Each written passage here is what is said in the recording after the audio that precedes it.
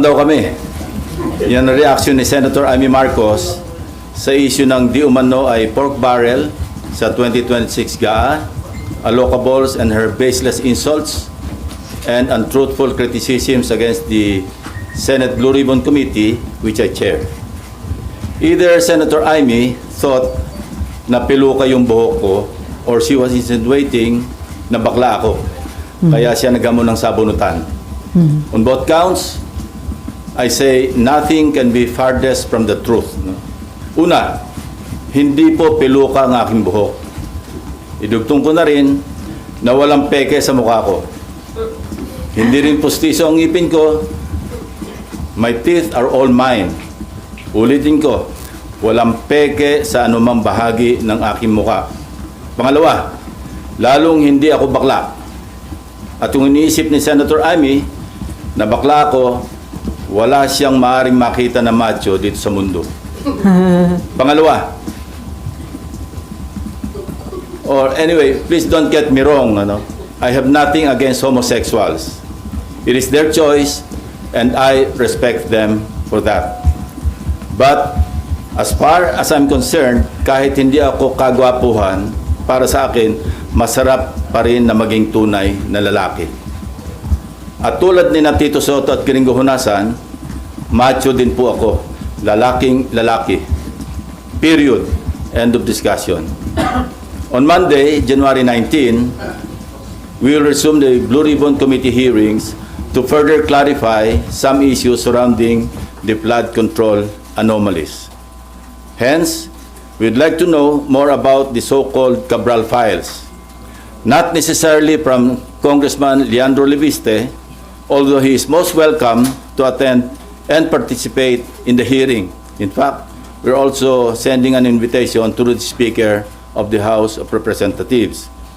But we prefer to get it from the original and official source itself, the DPWH, Department of Public Works and Highways. In this regard, we are issuing a subpoena duces tecum to Secretary Vince Dizon with the end in view of consolidating all the files, including but not limited to what the late Undersecretary Cabral left before she died, and which are confirmed to be in the possession of the department and which the Blue Ribbon Committee needs to further enhance our inquiry and investigation. Nag-usap na kami ni Secretary Vince tungkol dito last Monday at kung ano-ano mga files at dokumento ang kailangan namin. In relation to this, I received reliable information that former DPWH Secretary Manuel Bonoan deliberately submitted to Malacanang incorrect grid coordinates of thousands of flood control projects all over the country which form part of the Sumbong sa Pangulo website. This resulted in grossly inaccurate data involving some 421 ghost projects on previously inspected flood control projects earlier reported to the public by the said department, and which they are now trying to rectify by comparing the records in their multi-year planning and scheduling, or MIPS, MYPS, Project and Contract Management Application, or PCMA, and other related documents that remain intact and in the possession of the department.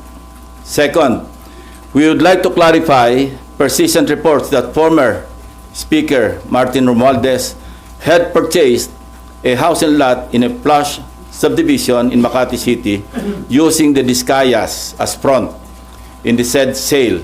If verified to be true, this could possibly establish a direct connection between the former Speaker and the Discayas. In this regard, we may invite the former owner of the property to shed light. This is what I'm advising Senator Amy Marcos. Noise does not convict. Neither does it indict even who may be perceived as the most guilty in the FCP or flood control project saga. Only evidence does. Kaya kung meron siyang mayaambag na ebidensya para madiin ang kanyang pinsan, sumali siya sa pagdinig. Walang pipigil sa kanya at walang magbabawal sa sasabihin niya o gagawin niya. We would also seek further clarification from the so-called BGC boys and what prompted reports that they have recanted or planning to recant their testimonies before the committee or any other investigating body. I also intend to clarify with former Yusek Bernardo the circumstances behind a failed attempt by former Chief PNP and now MMDA General Manager Nicolas Torre to take him under the custody of the latter and find out for what purpose.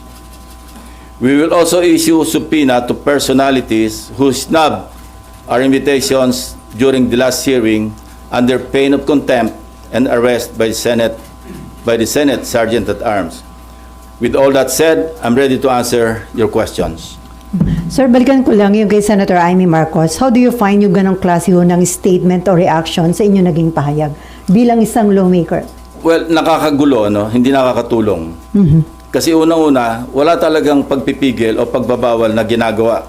Particularly ang chairman o sinong miyembro ng komite na nag-aatin ng hearing. Sino kami para magbawal sa kasamahan namin? No? So talagang masyadong insulto sa integridad ng Senate Blue Ribbon Committee. Sa amin lahat, for that matter. Even to herself, kasi member siya ng Blue Ribbon eh.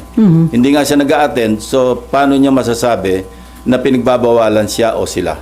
Sir, anong intention niya? Sirain yung credibility ng investigation ng Senate Blue Ribbon Committee? Hindi ko alam, kasi even earlier, di ba marami siyang sinasabi sa inyo na may babaliktad. Hindi ko alam kung bakit ginugulo niya. No? I think you better ask herself or her, no, regarding that issue. Pero napakababang level po ba yung mga statement o yung mga term na ginamit niya bilang sagot ho sa inyo? Ayoko na mag-comment. Una-una, hindi non-answer naman yung kanyang sagot eh. Hindi naman niya kinonfront yung issue, no. Sa halip, nililihis niya at anong mga issue pa ang kanyang sinasabi sa pagtugon doon sa naging usapan o usapin. And then dun ho kay House Speaker Martin Romualdez, sino po yung may-ari ng biniling property na naging front ho ay ang Diskaya? I'm trying to arrange a meeting with her, ano. And kapag may liwanag na, kasi narinig ko rin na parang willing siya mag-testify. Yung may-ari, sir? Yung may-ari, yung dating may-ari.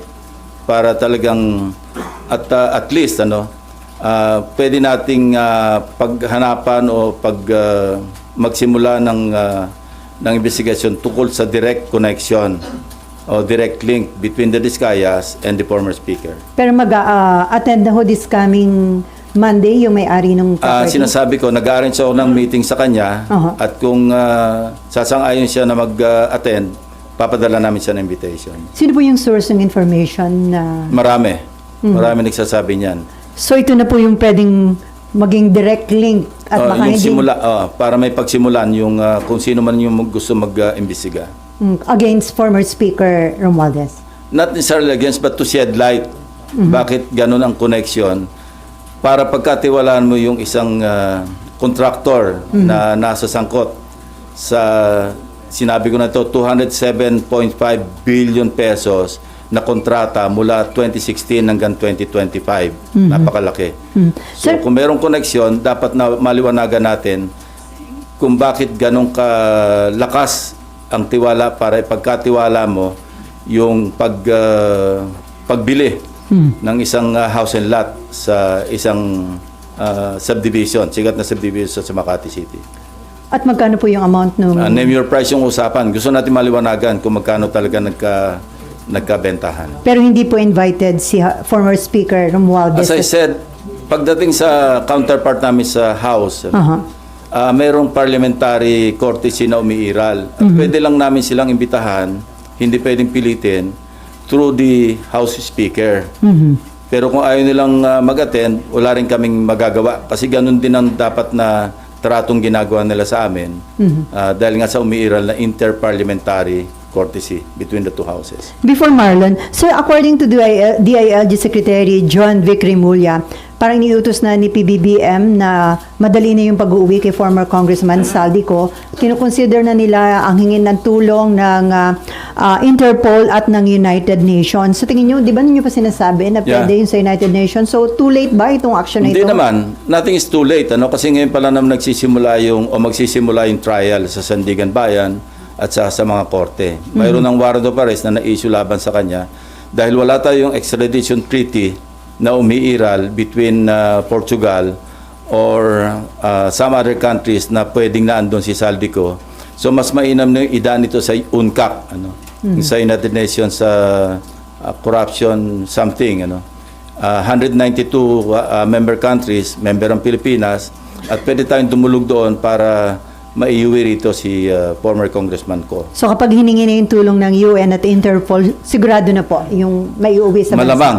Oh. At saka yung European Union, alam ko meron silang agreement na magtutulungan sila kung nasa isang bansa na walang extradition treaty ang naghihiling na bansa. Pwedeng dalhin doon sa bansa na kung saan may umiiral na extradition. Maraming paraan. Interpol, dahil kung nasa red notice list, pwedeng dumulog din doon para kung maaresto, maipadala rito. Not necessarily through extradition. Although mayroon din ako narinig ng instruction na mag-apply na o kaya magsagawa na ng preliminary talks with Portugal para magkaroon ng extradition treaty. Although long shot yun.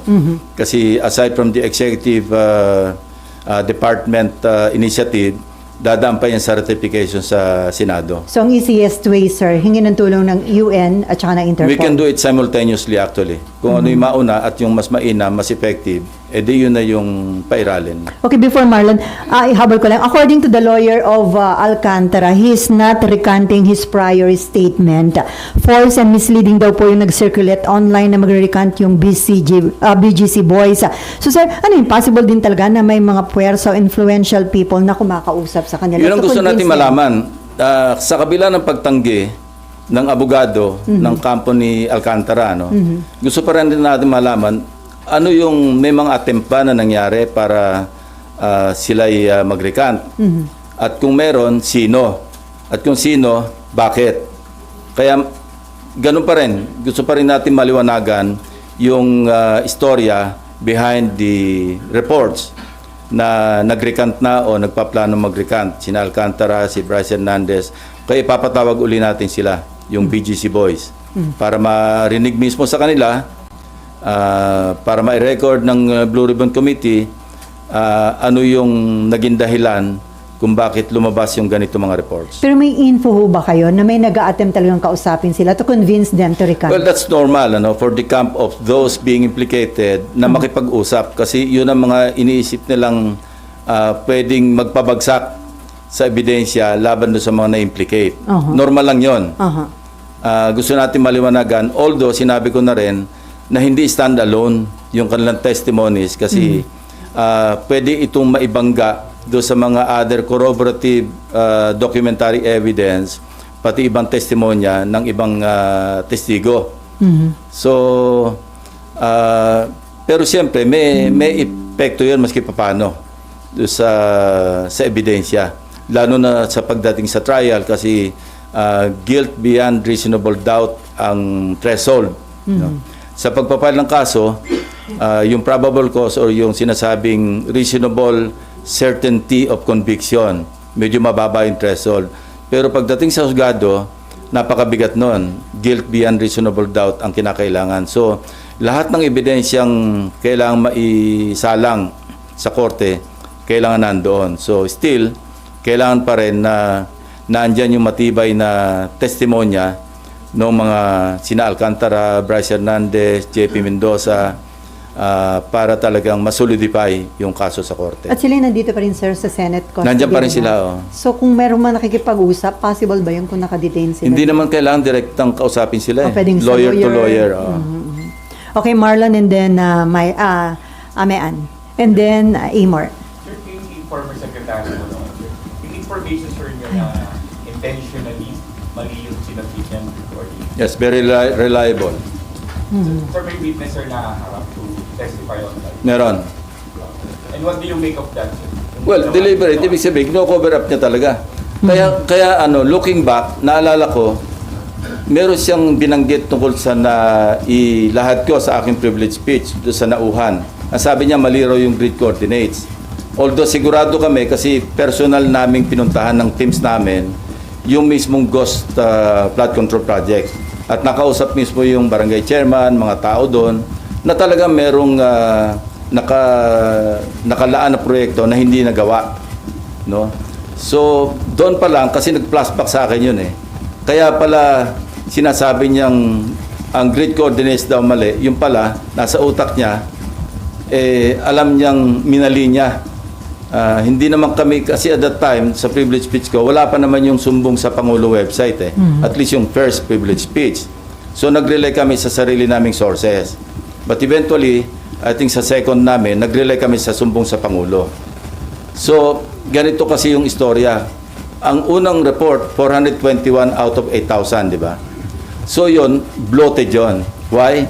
Because when the AFP, yung composite team or teams ng AFP, PNP, yung DepDev, kung pupunta sila sa isang lugar para mag-inspeksyon ng suspected ghost flood control projects, at mali yung grid coordinate, siyempre wala sila makikita ng project.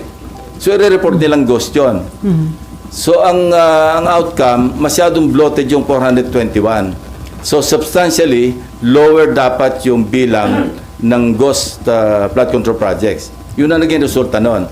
And the DPWH is now trying to rectify by comparing yung multi-year planning and scheduling. Kasi yun yung nasa plano, alam mo, multi-year. Ko-compare yun sa PCMA, yung sa monitoring. Pagka nagtugma, yun talaga yung grid coordinates. So yun ang ginagawa nila ngayon. At merong isusupina namin doon sa STECOM, tulad ng sinabi ko kanina, yung DPWH. Nag-usap na kami ni Secretary Vince Dizon tungkol dito. Magpapadala siya ng 2 USEC para mag-testify at dalhin lahat yung dokumento kasi doon sa STECOM. Sir, anong ibig sabihin dun sa complicity ni Secretary Bonoan doon sa previous ghost flood control project? Well, maliwanag. Maliwanag kasi even sabihin natin hindi siya maging principal, sa cover up pa lang, no? Kitang-kita mo yung kanyang complicity. Now, Secretary Bonoan is in the United States. More or less, may idea naman kami, yung authorities, kung nasan siya doon. And minomonitor naman siya ng ating embahada ron. So, kung may lalabas na warrant para sa kanya, and kasi papadala namin siya ng subpina. At siyempre, hindi siya makakarating, makokontempt siya at pa-issue din namin ng warrant. Even in the absence of a judicial warrant, we can request the proper authorities para maibalik siya sa Pilipinas. Sir, may criminal liability ba? Tingin nyo yung sa pag-cover up niya? Hindi lamang doon, kasi sabit na nga siya, di ba? In-implicate na siya ni Bernardo eh. Na tumatanggap siya, binadalan siya ng 1 billion pesos doon sa sinasabing listahan na hinandle ni Bernardo. So, kumbaga, minor lang itong pag-cover up niya sa complicity o sa criminal case o cases na haharapin niya. So Sir, sa halip na makipag-cooperate, nag-submit pa siya deliberately ng incorrect. Well, that's part of misleading Malacanang. Kasi yung sinabit niya sa PMS, yun niya, incorrect. And this information came precisely from the DPWH. Kasi na-check nga nila na mali-mali. Kung isa o dalawa lang yung mali, pwedeng inadvertently na-omit, o kaya nagkamali. Pero katakot-takot daw talaga, and kita nila na deliberate yung pagsasubmit ng mali-maling grid coordinates. So, sir, lalo isipin lang- mo, sumbong sa Pangulo, niloko niya pa. So lalo lang inilubog ni Secretary Bonoan yung sarili niya dito sa issue. Akala niya makakalibre siya, pero yung records, hahabulin ka ng paper trail eh. Like for example, halimbawa si Speaker Romualdez, sa ngayon, as we speak, sasabihin ko pa rin, wala naman talagang directamenting nag-implicate sa kanya except Gutesa. Matibay sana kung si Gutesa na andyan, nagpunta sa DOJ, sa Ombudsman, at nag-affirm ng kanyang affidavit.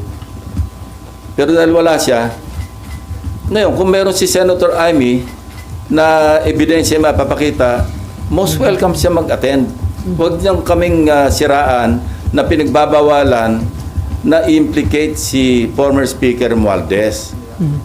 Kaya sa Lunes, kung meron siya pinanghawakan, pumunta siya, kung gusto niya, bibigyan ko siya ng isang oras para ilahad-lahat yung kanyang ebidensya kung meron. So, sir, may nag-volunteer sa inyo para ibigay yung info tungkol doon sa biniling property ng... Yeah, may actually nag-volunteer. meron. Kaya nga pinaparents ko na kung pwedeng makausap yung dating may-ari para siya na mismo yung magsabi ng Detalye. ng mga detalye. Ang meeting nyo before January 19. Pinipilit kong before Monday. Para kung sakali pwede siya mag-appear Yeah. online. Correct. 19. Okay, may Ann. Sir, yung maling grid coordinates ni Sec Bonoan, so technically niloko niya si Pangulo. Hindi technically, niloko niya si Pangulo. Sir, layman's term, nag-submit siya ng grid coordinates. Sa PMS, oh. Opo. Ibig bang sabihin, sir, kung yun yung sinunod, merong project na makikita doon? Hindi. Ano- Pag mali-maling grid coordinates, siyempre, walang project doon sa grid coordinates. Mali eh. So pag inspection nitong DepDep ng AFP, ng PNP, wala makitang project, i-report nilang ghost yun. Kasi nakalista as a flood control project sa isang maling grid coordinates. Pag pinunta mo yung grid coordinates, wala ka makitang proyekto. So naturalmente, i-report nila, ghost ito, walang proyekto eh. Lalong napahamak Bloated. lalong napahamak yung DPWH, sir, kasi mali yung grid coordinates. Hindi, pero nire-rectify na nila ngayon eh. Nagsasagawa sila ng panibagong inspeksyon doon sa mga tamang grid coordinates. Ang naging implication lang is yung 421. Kaya nung nag-extrapolate ako, di ba? Kasi kung 30,000 lahat, sa 8,000 pa lamang mayroon ng 421, that's something like 2.5% na ghost. So pagkalaki-laki sa yung sinabi ko na possible na ghost control, flood control projects. So bloated yun, substantially bababa yun. But it doesn't mean na walang ghost flood control projects. Kasi kami mismo, may mga nakita kami eh. Sir, sabi nyo, ihasabpina na po siya this coming for the... Okay, so hindi siya makakarating kasi nasa US siya. Iko-contempt nyo, iwawarrant. What happens next? May huhuli ba sa may kanya? warrant siya, may legislative warrant siya na pwede siyang hulihin. So we will make arrangements with the US Embassy, the Ambassador Babe Romualdez, na kung pwede makipagtulungan, makipag-coordinate sa US authorities para maibalik siya rito. Technically, maaaresto siya sa US para maharap siya dito. May harap siya dito. Unang-una, siyempre, mag-expire yung visa niya, yung stay niya. He cannot stay there forever. Kasi normally, di ba, binibigay na yung longest na stay sa Amerika is 6 months.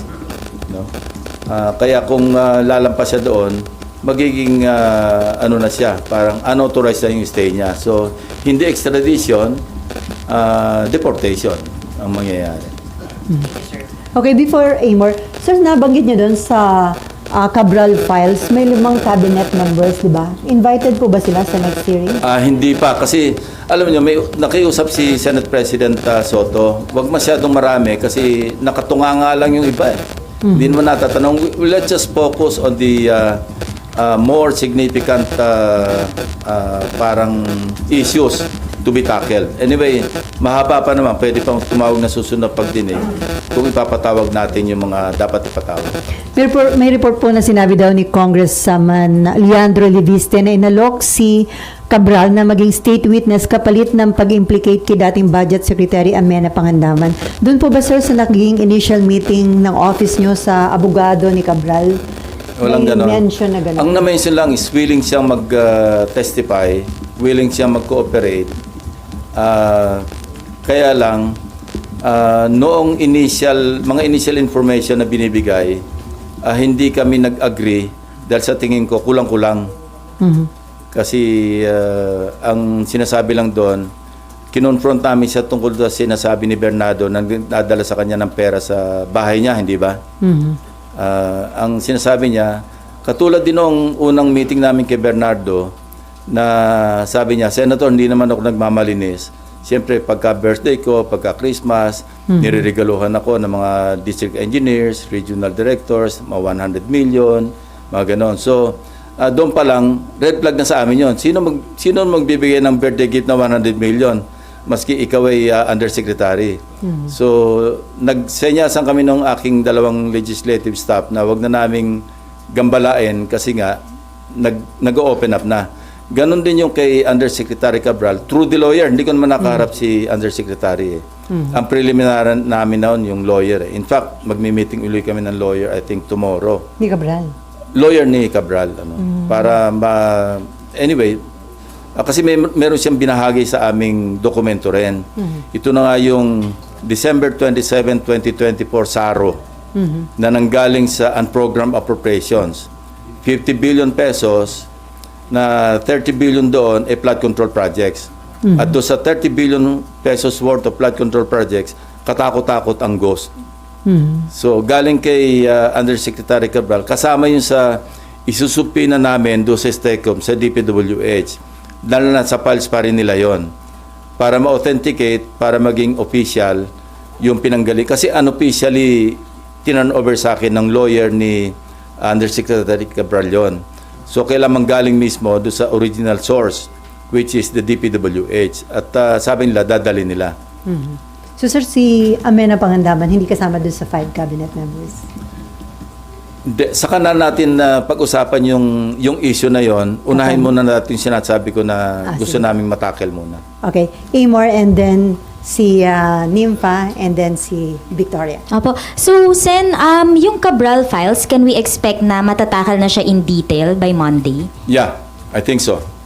Kasi imbitahin din namin si Congressman Leviste. Kung mag-a-attend siya, di mag-compare notes na lang sila ng DPWH. Anyway, naandyan yung DPWH, naandyan siya, andyan sa Blue Ribbon. So, pwede niyang i-kumpara yung kanyang files with those of the DPWH. So far, sir, may commitment yung DPWH na talagang magre-respond sila positively to the Yes. subpoena. Nag-usap na kami. Ni Secretary Vings. At saka pinag-usapan na namin kung ano yung mga dokumento na mapapaloob do sa aming subpoena do sa STECOM.